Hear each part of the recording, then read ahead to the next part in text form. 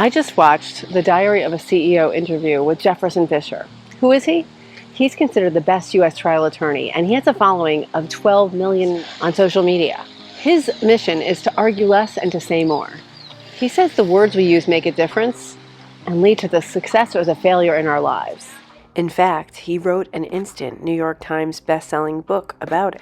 He shares with us 10 tips to communicate better. Number 1, words matter. What matters are the actual words we say. By changing 2 words, it changes the meaning of what we say next. We can achieve our goals once we become aware of what we say to ourselves and then to others. We can change our lives. Number 2, good communication equals success. You can have a phenomenal resume, but if you can't communicate, you're going to have a very hard time. You can't get across your abilities. When you can express what you want and what you need, your whole world can change, and that's power. Number 3, the advantage of good communication. In today's social media world, good communication gives us a huge advantage.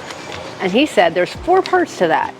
Number 1, be able to take up space and hold a room. Number 2, capture attention. Number 3, hold it. And number 4, communicate the point and what you need. Number 4, poor communication can lead to feelings of hopelessness and make us feel unhappy. When you're negative on yourself, that follows through in all aspects of your communication. Our relationships have the same patterns as our inner self-talk. Number 5, stand up for yourself. The key is knowing your own boundaries and enforcing the way that you would like to be treated. Number 6, he simplifies methods of communication. His goal is not to fix previous conversations, but to give people the tools they need to operate at their best self in future communications. And the way he does this is to share the knowledge simply and clearly. And he distills his whole ideas down to 3 points and then shares them. It gives his followers a simple playbook that's effective and easy to follow. Number 7 is leave emotions out. In conflict, the friction ignites our emotions. Typically, things escalate until someone crosses a line, and then we separate. And then that person who offended the other person will probably come back. And the second conversation is much slower and quieter. The person who went too far might do these steps. They might clarify. What I meant to say was this. They might apologize. They might reframe and find a solution together. And then number 4, they might empathize with the other person.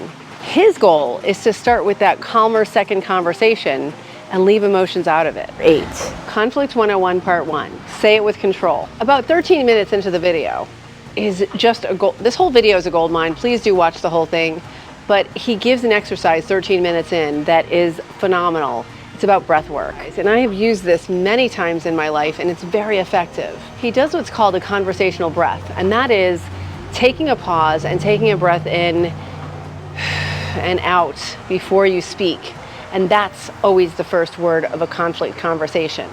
That is so valuable. That pause with the breath helps us realize we are not being attacked. I don't need to fight. I don't need to run. I don't need to react quickly. And it slows it down and gives us the control we need to act properly. That conversational breath taps into our self-leadership. It calms our emotions and helps us maintain control and get curious about the other person's perspective. Great leaders capture and exude calm and assertive energy. That reminds me of Cesar Millan. Slowing our words down leads to effective communication. 9, Part 2 of Conflict 101, say it with confidence. When we use our assertive voice, feeling confident is the outcome. It's hard to tell someone, be confident, but when we say things assertively, that leads to confidence. And it's like a muscle. It takes practice. And it's not going to feel great the first few times you do it, probably. If you're a people pleaser, I'm a reformed people pleaser, and doing that was very difficult. Using words that push progress of our sentence is key. So he suggests we start a sentence with, I need. And for people pleasers, that's very difficult, but it can be done. And it's so empowering. And number 10, less is more. Every word matters. Say more with less words. Insecurities are loud, and confidence is quiet. Confident people typically say less.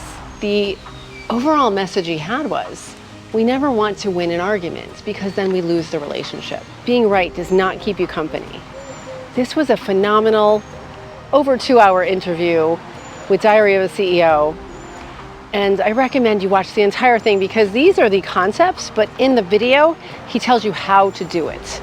And that is where the money is. So please do watch the entire interview. It's fantastic. And stand up for yourself. What we say to ourselves privately comes out. And how you talk to yourself is how we speak to others. As above, so below.